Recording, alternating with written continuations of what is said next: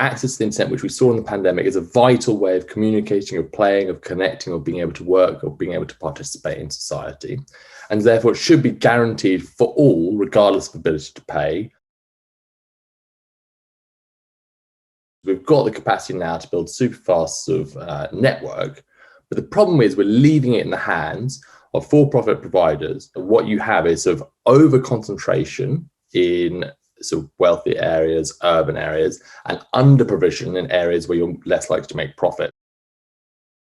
The government commissioned research which found that the fastest, most affordable way to deliver a 100% nationwide network was not through market-led competition, status quo, but actually through one single provider that would then plan and roll out a network to connect the whole nation. Conservative and liberal prime ministers in the past have taken into public ownership the telegram, the telegraph, the telephone network.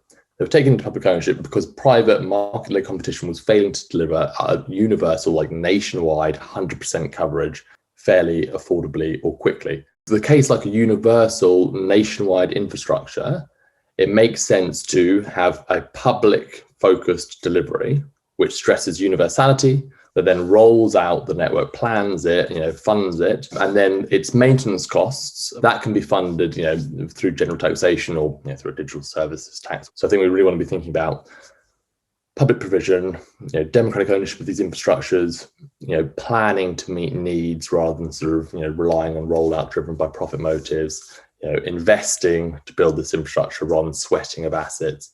And I think if you add those all up, that's kind of the anchor for how you make sure that access to the internet and digital infrastructure is part of the sort of social guarantee.